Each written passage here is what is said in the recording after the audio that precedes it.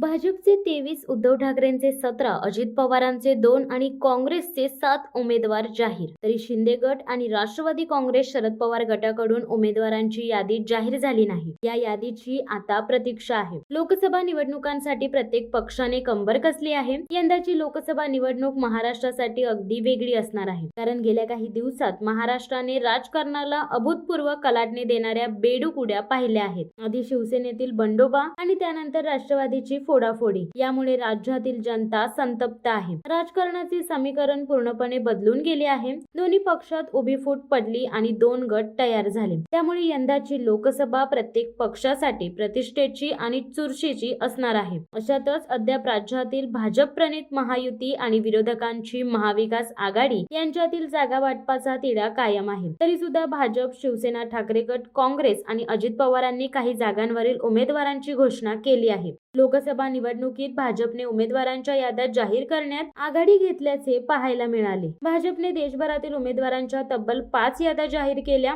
या याद्यांमधून महाराष्ट्रातील 23 उमेदवारांची घोषणा करण्यात आली. तसेच अजित पवारांच्या राष्ट्रवादी काँग्रेसने 2 उमेदवारांची घोषणा केली आहे. आज किंवा उद्या शिंदेच्या शिवसेनेची यादी जाहीर होणार असल्याचे बोलले जात आहे. अद्याप महायुतीचा लोकसभेसाठीचा फॉर्म्युला ठरलेला नाही. काही जागेचा तिढा सुटणे बाकी आहे. तसेच काहीच महाविकास आघाडीचे आहे. महाविकास आघाडीत राष्ट्रवादी काँग्रेस शरदचंद्र पवार गटाने अद्याप आपल्या उमेदवारांची घोषणा केलेली नाही. तर ठाकरेंनी आपल्या 17 उमेदवारांची यादी जाहीर केली आहे. तर काँग्रेसने 7 जागांसाठी उमेदवारांची घोषणा केली आहे. महाविकास आघाडीने 5 जागांचा प्रस्ताव वंचित बहुजन आघाडीसाठी दिला होता. मात्र प्रकाश आंबेडकरांनी महाविकास आघाडी सोबत काडीमोड घेत मराठा आंदोलक मनोज जरांगेंसोबत युती केली आहे.